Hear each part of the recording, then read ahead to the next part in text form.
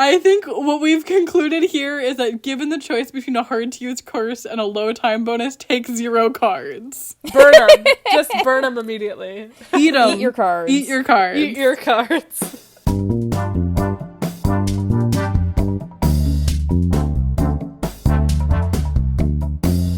Welcome back to Baggage Claim, an unofficial Jetlag the Game companion podcast. We're here to unpack episode 2 of season 13.5, the mini-series of hide-and-seek across New York City. I'm Casey. I'm Kira. And I'm Jaya. Kira, what non-insect, colloquially called bug, are you? I am really thinking about this one hard, but I'm gonna say hermit crab. It sort of has buggy energy. No, I think you're absolutely a hermit crab. They Yes, crawl I around. Agree. I'm a bug in a mobile home. Jaya, what about you? I don't think I have the right species, or like the right subtype, but I think I'm a small dog. That's not a bug! I told you were going to say that to me about my answer, but I wrote down Chihuahua. Okay, well, if you had started with Chihuahua, then that makes sense to me. See, the problem here is that I think Casey is more Chihuahua than I am, but I think I also have a small dog. I don't mean this in a bad way. Literally the most insulting thing. No, I just feel like you have, like, pocket dog energy. It would make sense. Like, who wants to run around and fit in a handbag? Neither of you went for the bug that I thought you would say. What did you have us as? And then I want to know what your bug is. Well, I was going to claim it as my bug, but I thought that we would be a repeat. I was going to say banana slug. Oh, I don't like slugs. That's a very California for us. They're just so weird looking, you know? Okay, wait. Can I actually amend my answer? I think I am a shrimp. Yeah. That feels much more accurate than a chihuahua for you. And with that, let's jump into the recap. This episode begins with Sam and Ben in their hiding spot of Wall Street. As we predicted last episode, Adam and Amy immediately ask whether they are in the same borough of Queens. And, after Sam and Ben reply with a no, Adam and Amy head right into Manhattan on the Long Island Railroad, which my Long Islander mother insists should be correctly shortened as the LIRR. Adam and Amy ask for the tallest building from the train station, which is quickly vetoed by Sam and Ben. In sending a photo of the veto card, Ben accidentally includes some cobblestones in shot, inadvertently giving up some useful information and leading Adam and Amy to consider the financial district of Manhattan as a contender. In the meantime, Adam and Amy revealed that they are also fans of the hit 2016 comedy film Pop Star Never Stop, Never Stopping. And as one of the 5 Jetlag fans who understood that reference, I was thrilled. After confirming the hiders are on the same landmass of Manhattan and re-asking for a photo of the tallest building, Adam and Amy start a thermometer and head south towards the financial district. Sam and Ben teach us about the economy as they search for a good hiding spot, finally settling on the Elevated Acre, a privately owned public space elevated above the sidewalk. The hiders end up randomizing the thermometer, and the seekers abandon the question, instead asking for a radar that confirms the hiders are in Lower Manhattan. After a few more questions whittle the remaining area down for the seekers and arm the hiders with some key curses, Adam and Amy start heading towards the Wall Street hiding zone and trigger the endgame. The Gambler's Feet curse unfortunately doesn't work, but the curse of the zoologist is very effective after Ben finds a snail, which is somehow classified as a bug, and Adam and Amy struggle to find any bug in the New York winter air. To their credit, they even check out the cemetery for grave bugs, but only manage to find a cockroach on the front steps of a fancy restaurant after wasting loads of time. Adam and Amy photo-match the tallest building visible from the hiding zone and book it to the Elevated Acre one right turn at a time. But with a clutch hand of time bonuses, Sam and Ben win this glorified home game ad. To conclude our recap, I've come up with a title to highlight what I thought was the most pivotal moment of the game. The Snail of Wall Street. I love Casey, that. highlight my title right now. Go look at my title. Jaya! No You way. also put the Snail of Wall Street? I mean, it's perfect. Holy crap. It literally is perfect. And with that, I will hand things over to Jaya. Thanks, Casey. Welcome back to the Strat Chat, our segment where we break down the strategy and gameplay of the episode. I wanted to break down a few strategies, some about seeking, some about hiding, and one miscellaneous question. We'll start with seeking. We touched a bit on this in our last episode, but now that we've seen both teams' seeking strategy, I wanted to get your updated verdicts. So in this episode, we didn't see Adam and Amy worrying too much about letting the hiders draw cards, and instead they just asked a lot of questions to try and find them as quickly as possible. This was in contrast to Bam in the last episode, who were banking on asking just a few questions, but spending a bit more time really analyzing the answers. What are the pros and cons of each strategy, and which one do you think is ultimately better? I think this is a really good question because my opinion has flip-flopped depending on where we are in the game. I think that towards the end of a run, I'm often frustrated when the seekers are holding back on asking questions unless they really have that like perfect photo matching or Strava map or something to confirm the area. But early on, I think that Adam and Amy were really asking, I would say maybe more questions than they even needed to narrow down. They were asking a lot of radars, a lot of kind of direction questions. But that meant that Ben and Sam really got a loaded hand pretty early in the game, which I think allowed them to play those curses and those power-ups really strategically.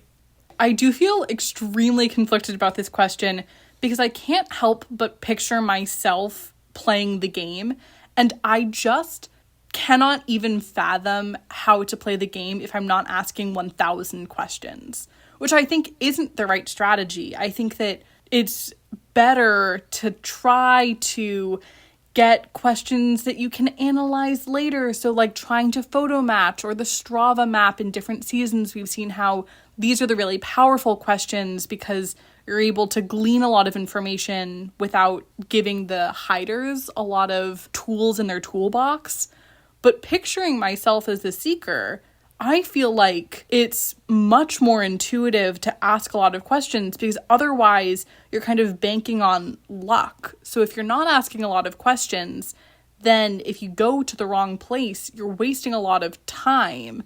And so Ben and Sam are putting their risk on their own abilities, so whether they're able to match everything, whereas Adam and Amy are putting the risk on the hiders and whether the hiders are going to get good curses.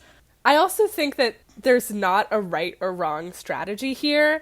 I think both teams are kind of playing towards their strengths. I do think that Sam and even Ben in the first episode were really good at using the limited questions they were asking to narrow down the final hiding place really quickly and really well. Yeah.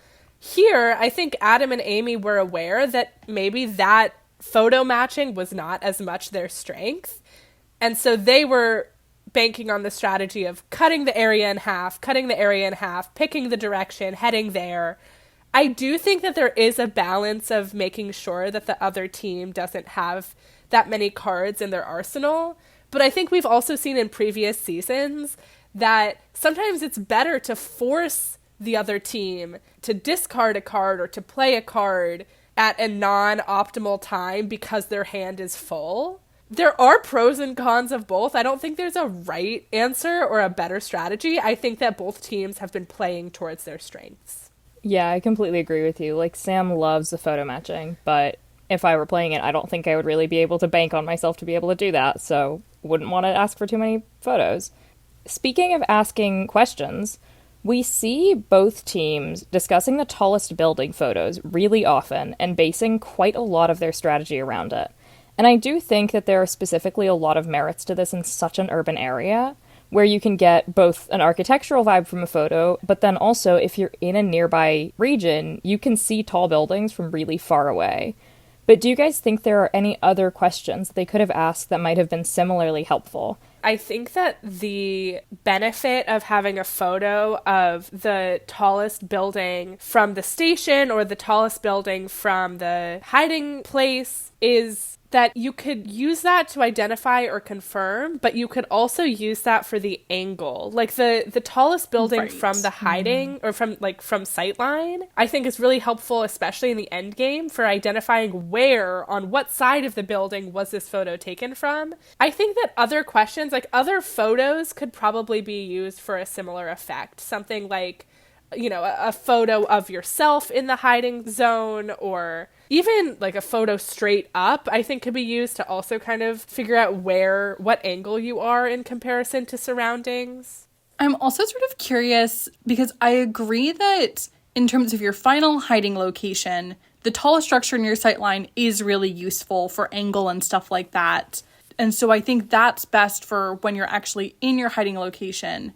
I'm also curious about widest street. So this is something that didn't come up in New York, but it's basically saying take a picture of the widest street in your zone, I think, and it must include both sides of the street. And so I'm curious if that could play a similar role to tallest structure or tallest building visible from the station, where instead of looking for something really tall, you're looking for probably the street that has the most traffic, it has the most stuff going on, it might be the busiest road. And so I would be curious to see whether that would be harder or easier, but I do feel like it would give similar information. I actually think that's a really good point, especially for the slightly more urban games, where if the widest street is like a 6-lane highway, that's very different than if the widest street is just a wide street along the river. Right. Because even it could tell you if they're in Times Square or if their whole hiding zone is more residential. In the same realm as photo questions, I do have a question for you guys about the hiding strategy. Because Ben and Sam spent a while deliberating 2 hiding spots. One under the highway, and then their actual spot that they picked on the elevated acre. And I want to know your opinions on the merits of picking a spot where you're easy to see from the ground, but you can't see very much, so photo questions don't give much away, like their spot under the highway, versus a spot where everything you can see is just pretty generic, like Adam and Amy's spot in Queens. Which one do you think you would pick, and which one do you think would be better? Again, I think that there is a balance to be struck here. I think that the photos from under the highway are definitely confusing, but it just depends on whether that actual spot is hard to get to. Like, I think that there is a bit of wandering around trying to photo match, but it's possible that Adam and Amy could have just stumbled into that position. Whereas I thought that the elevated acre was actually a really good idea. It was kind of tucked away. It was unintuitive. Except that it turned out to be very intuitive, because as soon as Adam and Amy realized that it was an option, they both kind of instantly went, that's where they're gonna be. So I think that the generic piece is actually the way to go. It's just that, that's no match for Sam's, incredible photo matching abilities. Yeah, I think I agree. I think it makes more sense to me to try to go somewhere generic, but I think that it still seems better to me to prioritize physically being tucked away and not thinking so much about the photo questions or trying to prepare for that. Or I still feel like a pretty strong strategy is just tucking yourself away. And so I think it was really good that Ben and Sam went to the elevated acre, just because even though it eventually became obvious, Amy and Adam still needed to be able to physically navigate there. And so I still feel like that is a strong strategy. I think thinking about being able to physically navigate to a place, there could also be something to say about how many entrances your hiding spot has. Ooh. If there are only 1 or 2 ways to get into the elevated acre, they could just miss it if they go next to it but on a different street. Versus if you're just on a street, you can come at it from any direction. So I feel like you might be more likely to just stumble upon something if there are more entrances. Yeah, I agree. I have one final miscellaneous question for you all. What would your strategy for finding a bug in winter in New York City be? And I would like to first clarify that Ben himself in the rulebook defines bug as an insect, arachnid, diplopoda, chilopoda, or anything else that would be colloquially referred to as a bug.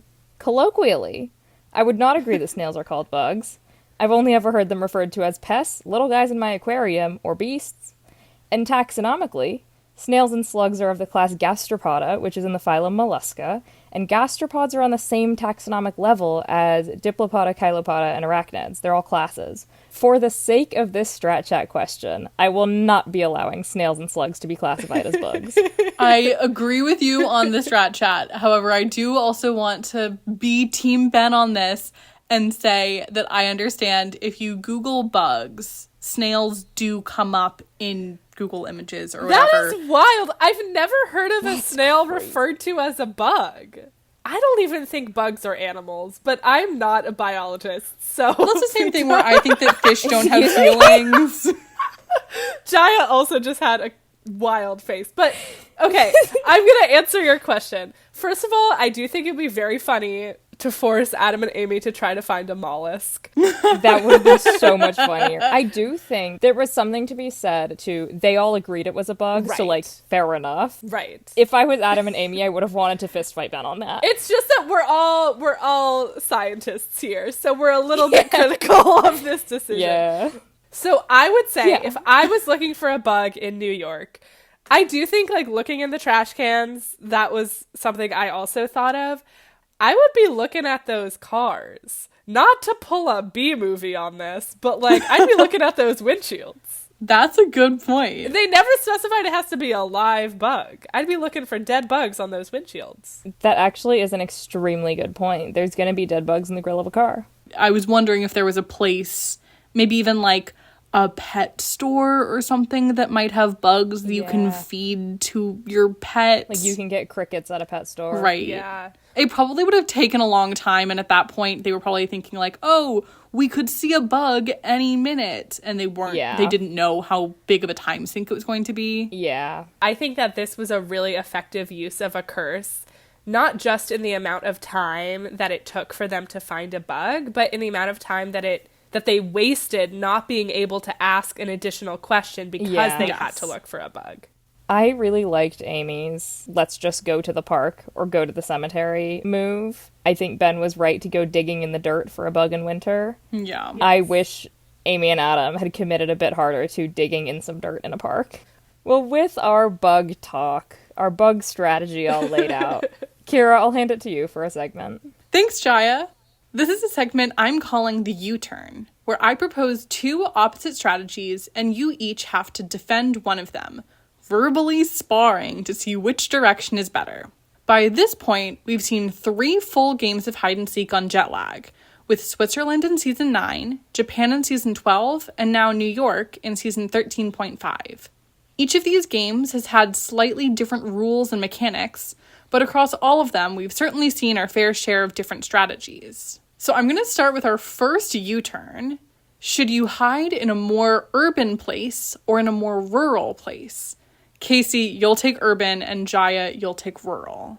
Okay, my argument for rural is that I think it depends quite a bit on your luck, because hopefully it'll be harder to narrow it down to your specific region if you're rural and all the rural areas look kind of the same. But once the seekers figure out your region, there aren't going to be as many station options, so it'll be a little bit easier for them to pinpoint you. However, the thing that puts me over the edge of thinking that rural is going to be better is that transit options in rural areas are typically sparser, so the time sink to get somewhere and find out if you're there is higher, and the cost if you're wrong is much higher. That's pretty compelling. I totally hear you on the fact that urban areas are more likely to be transit hubs and therefore usually quicker to reach or more accessible than rural areas. But I think that kind of swings to their favor of it's easy for the hiders to get there and then be able to spend more time actually thinking about where within this broader region do we have a more strategically advantageous place to hide. And I think it kind of comes down to whether you're prioritizing the end game or not. But I think with an urban area, it's much tougher to actually narrow down within the hiding zone where you are hiding. And I think that piece is really important, especially because it's entirely possible, with luck, that the seekers immediately figure out what rural area you're hiding in, start heading in that direction, and then it's not as confusing as you thought it might be originally. Well, so on that note, sort of tweaking this just a little bit, I want to talk about prioritizing the early game versus prioritizing the end game. And so we'll have Jaya, you'll defend early game, and Casey, you'll defend end game. I think so much of this depends on luck. Obviously, ideally, you would prioritize both. You'd have a really strong early game and a really strong end game. But you have a bit more control in the end game than the early game. You don't know what questions the seekers are going to be asking. You don't know how quickly they'll be able to figure out the direction, narrow down the region, pinpoint where you are. What you do have control over is really strengthening that end game, making it so that you are in the most hidden, remote, difficult to access place in your hiding zone, the most confusing, winding roads, the most generic buildings that you're sending in photos. That is what you have control over. You could try to prioritize the early game, but again, you don't have the control over those questions that are being asked, whereas at the end game, you at least have control over where you are in that zone. That's a great point. That is a very compelling argument. My argument for the early game, I guess, is also a little bit about the control over it, because you know where the seekers are starting from. You know what they're most likely going to want to narrow down first, because you were just a seeker. And so if you can anticipate what their first few questions are going to be, or in which directions do you think they're going to try and split the map, you can go in whichever one you think is going to be harder for them to find you in, or harder for them to just get to. Because we've seen seekers sink a lot of time into transit into the wrong place, or not gotten on the train that they should have gotten on because it was too high risk and they wouldn't be able to get out. Yeah, we saw this especially in Japan, but I think prioritizing the early game entails a bit more anticipating what the seekers are going to be doing, but can be extremely rewarding if you manage to pick somewhere that it takes a while to get to. All right, for this third U-turn, let's do whether you should ask for a photo early in the game or whether you should save asking photo questions for later. Casey defend earlier in the game and Jaya defend later in the game. I think there are merits to getting all of the information that you want at once so that you can't be hindered by a curse that stops you asking questions. But the risks there are actually just them drawing the curses to stop you asking questions. And so I think my answer to this one, while later fits the label of it a bit better, I think you really should just only ask for information when you need it, regardless of where in the game you're at. And when photo questions are the most useful is typically later in the game, once you've narrowed down the region a bit. Yeah. I agree that photo questions are typically useful later in the game, but I think that is almost a reason why they should be asked earlier. They know that the information in the photo question is always going to be helpful in the end game, but it might also be helpful in the early game.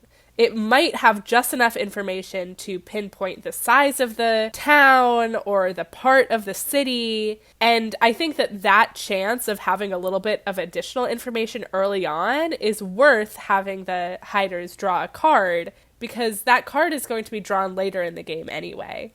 So I think that the potential of spreading out the information into the early game and then hanging on to it later for those final confirmations, while also having a bit more time throughout analysis portions of the early game to see if you could really dig in. What I will also say is I think that it's good to ask for a photo early as a viewer of this show, because I think it's really cool when they luck into those really smart photo matching early on, and it's really satisfying as a viewer. It's very entertaining. So I think I have a bit of that angle as well.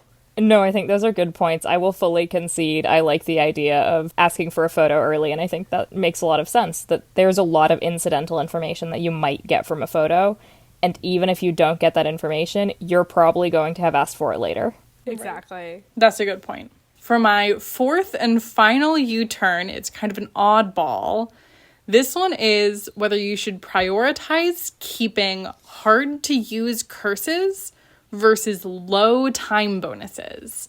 So we'll have Jaya defend hard-to-use curses and Casey to defend the low time bonus. Okay, I think that this comes right back to when we were talking about the early versus end game and what you can control. I think if you pull a hard-to-use curse versus a 3-minute time bonus, the curse is going to give you 3 minutes if you use it badly, or more than that if you use it well. And that is completely within your control. And so I do think that even psychologically, it might be better to have a hard-to-use curse, struggle with it.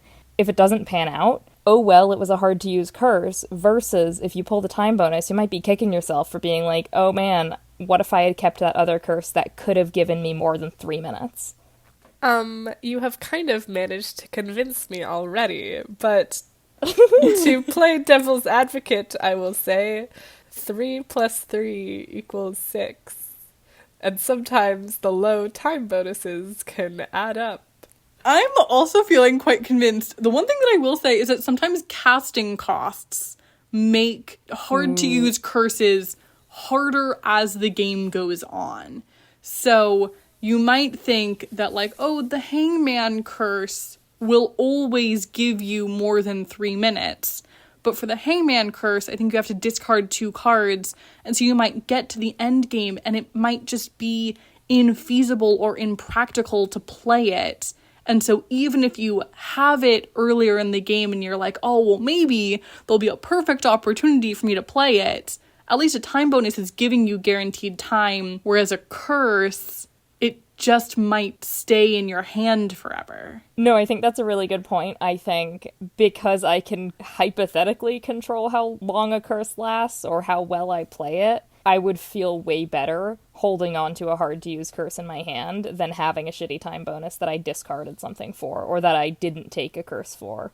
Then in practicality, I think, yeah, sometimes probably taking the low time bonus would have been better, but psychologically I'm still taking the curse. Because, like, then just to scoop the other direction, on the other hand, having a hard-to-use curse or having multiple hard-to-use curses, you can just discard one of your hard-to-use curses to play one of your other hard-to-use curses. This is fascinating stuff.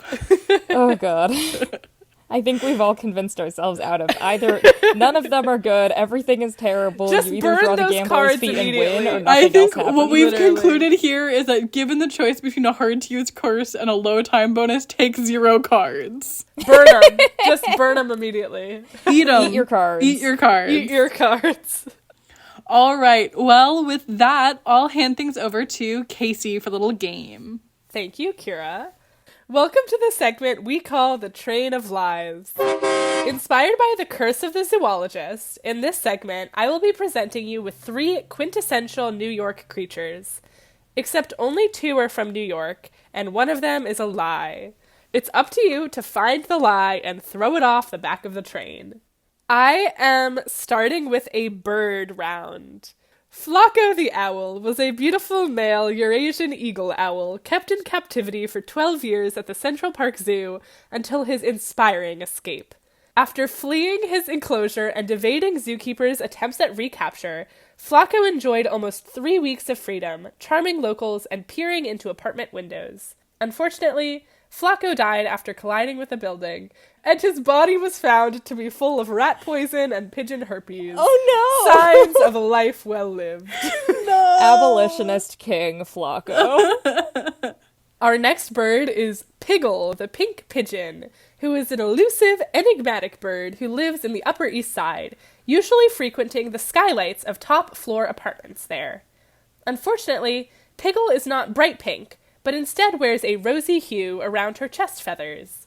Her coloring is not a mutation, since she is not originally a New York pigeon. Observers hypothesize she is a pink pigeon from Mauritius, where the species was nearly extinct in the 1990s but has since been downgraded to vulnerable. Let's go. No one knows how Piggle made her way across the sea, though legend goes that she was brought by an eccentric bird collector whose apartment she loyally roosts nearby. The duck of many names. Hot duck. Mandarin Patinkin. New York's most eligible bachelor. This mandarin duck is famous for his beautiful feathers among the more drab New York ducks. Hot Duck's discovery in a Central Park pond made for an instant celebrity, as journalists described his fans as quackerazzi and an apocalyptic circus. Perhaps as a consequence of his rabid fan base, Hot Duck departed Central Park after a year and has not been seen since. Which of these birds is a lie? Flocko the Owl sounds familiar, but that doesn't mean that he can't just be real and from a different city. I'm between Piggle and Hot Duck. Piggle feels real because eccentric rich people love bringing invasive species into New York. But then Hot Duck just feels like something that would happen. I'm gonna say Hot Duck is a lie. I think I'm leaning towards Piggle as the lie. Okay, so I do know that Flocko is real. I remember the moment that I read the New York Times article saying that Flocko had died. No! So I will say Kira is correct. Unfortunately, Piggle is a lie. Flocko is a real bird, and I cried when he died. Oh. And Hot Duck is also a real bird. Piggle I invented, but pink pigeons are a real species. They are from Mauritius, and they are kind of a nice rosy pink. But I chose this species because all three of these birds are not native to New York. So both Flocko and Hot Duck had to have, Flocko was in a zoo. No one knows how Hot Duck got there. Next, the amphibian round. One of these amphibians is not native to New York City. Which one? The black toad. As promised, this toad is a black color with white speckles, and it walks instead of hops. Males do not have a vocal sac, so they make a chirping sound rather than a guttural ribbit. Common mud puppy. This salamander can grow over a foot long and has external gills for gas exchange in water. Mud puppies have 3 different sets of teeth. And then the spring peeper. These frogs are chorus frogs and are known for their springtime chirping. They are very adaptable and can survive at below freezing temperatures due to the liver releasing a glucose antifreeze into their bloodstream. Which of these amphibians is not native to New York City? I do know that the spring peeper exists. This isn't the question. That's real. Because we learned about the antifreeze in a biology class that I took. We learned about the antifreeze in a biology class that I took. There we go. You biologists, rub it in. Biologists. We didn't learn whether they were from New York. I know that I don't know. I'm pretty sure they're on the U.S. East Coast. My guess that I'm not going to lock in is that I think that probably the last one is wrong. I think that the spring peeper is wrong because I'm assuming that they come from a place that's colder than New York. Like, New York gets cold, but there are colder places. But also, that's not my guess. My guess is for real black toad. I think that I'm going to get this wrong, but the idea of a black toad and the way you described it walking and not hopping is so disturbing to me that I have to guess it, even if it's not correct. I want to say that spring peeper is the only real one, but that's not the question. A salamander that grows to over a foot long is crazy for New York. That's scary. I'm gonna say it's the common mud puppy, and I want to guess that they're in, New Orleans. Once again, Kira has guessed the lie. It's because it's disturbing. The common mud puppy is native to New York City, although what I will say is that the population is not at its most populous right now. Okay, it has been suffering from people being there. Yeah. Disease. Critical disease people of there's being guys there, in my disease. house. Literally. The black toad, that's a real toad, and it is native to California. That's so Oh my disturbing. For the final round, we are doing a fish round, but I'm going with the seafood angle so that I could ask you about some weird restaurants. Ooh. So, Oh, God. which of these restaurants is not in New York City? A Poniente, a $350 and 3.5-hour long tasting menu. The chef at this seafood restaurant prides himself in innovation, inventing dishes such as oyster cream, squid cheese, fish bladder foam, and eel mochi. Venue, an AI tasting menu. This restaurant seats guests in a room surrounded by screens showing AI-generated pictures which narrate the set tasting menu. The water for the meal, for some reason, is liquid death. The appetizer is caviar served on a hunk of cheese, and dessert is chocolate mousse scooped up with cherry-flavored gloves that you wear on your hands and then eat. Burp Castle, a monastery-themed bar. They technically don't serve fish, but some of the beers they carry have aquatic names, so I'm counting it. Stop. In Burp Castle, bartenders wear monks' robes, play Gregorian chants over the speakers, and patrons are shushed if they speak above a whisper. My God. Oh my God. Honestly, all three of those sound like they could be in New York. I feel like Burp Castle is somewhere that Casey has been. Wow. Targeting me as a medieval monk. I think that it's not... I think that Burp Castle maybe doesn't exist because it sounds too similar to medieval times, which is a chain. Fascinating. But medieval times is not a bar. No, and they joust in front of you. Yes. Yes. I feel like the 3.5-hour-long tasting menu seems extremely New York to me. The AI tasting menu feels innovative in a way where a New York restaurant wants to be distinctive and like Googleable. And so if you're going to open a new restaurant and you want it to be like expensive and funky, then that also feels right. I feel like Burp Castle, I don't know. I'm going to go with it based on vibes and vibes alone. I have no idea. I'm torn between Burp Castle and the AI tasting menu. I think the AI tasting menu sounds stupid. Me too. So... I mean, the AI tasting menu makes me lose faith in humanity as a whole. I feel like the AI tasting menu is like in gentrified San Francisco. If that's true, I will be so mad. I'm doing so bad on this anyways. I'm gonna go for the one that Kira's not going for. I'm gonna go for the AI tasting menu. You are both bamboozled. It was the first one? It was the normal one? So it is real. It is just in Spain. It is very fancy. They have a whole lab there devoted to like innovating. They make like... That's sick. They like use all of these parts of fish and other seafood that aren't normally eaten. I feel like I've like watched a Vox video about this place. I read cool. like an 18,000 word essay about this restaurant. You're just like me for real. But unfortunately, Ven Hugh, the AI tasting menu, is real. I also read an essay or an article by someone who went there. I think they get around the fact that it is, like, so disturbing by just plying their guests with a bunch of alcohol. Like, they were giving them shots between every, like, appetizer little round. And so by the end of the night, this woman writing the article was like, I was so drunk that I was not tasting the food.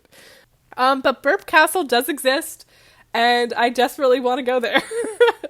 But with that, I think Kira takes the game with 2 out of the 3. Woohoo!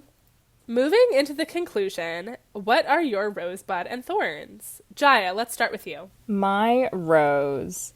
Adam and Amy pointed this out, and I could not stop noticing it for the rest of the episode. New York City under congestion pricing is glorious. My thorn... Is Blue Bottle really the best coffee they could have gotten on Wall Street? Like, not to be critical of our good little white boys, but they can do better. My bud, I love Amy. She was such a fun guest, and I really hope we just get to see more of her in a future season, whether that's her doing more diabolical puzzles or actually coming on for a full season. Kira, what about you? My rose is that I love how different the strategies are between the two teams. I felt like they were so different as hiders and also so different as seekers. My thorn is that I love the curse of the gambler's feet, and so I'll admit I was a little bit bummed that it didn't work, but that's what happens when you gamble. My first bud is that I loved seeing Ben and Sam paired together so much, and that is making me excited for more round robin seasons where we see each pair. I think as they all get better and better at playing jet lag more broadly, it's exciting to see these different pairings and their dynamics and stuff like that. And then also my bud is just that this season made me really excited to play the home game. My rose was that I honestly loved how stressed Adam and Amy got about finding a bug. It was really the only time to be annoyed at the lack of bugs in New York, and that was just really entertaining. My thorn... I was so stressed when Ben sent the photo of the veto card and included the cobblestones in the background, and Adam and Amy were immediately able to guess they were in the financial district from that accidental information. I really thought it was so over in that moment. My heart was pumping. I was devastated. And My bud is that I also hope we get to see more Sam and Ben as a team in the future. I think Adam was really good with a guest, especially with Amy, because they obviously know each other so well. But I would be excited to see other team configurations going forward. With that, thank you for waiting at Baggage Claim. Let us know your thoughts on socials at baggageclaimpod or over email, which is in the episode description. If you're enjoying the show, please leave a comment or give us a follow. We do have some episodes planned for the off-season, so stick around. We'll see you next week at the New York Baggage Claim. No, wait, not New York, Newark. I always confuse them. Goodbye. Goodbye. Bye. Once in DC, I had a mosquito in my apartment for several days, and it would feast on me every night and draw my blood. I was claiming it as a dependent on my tax forms.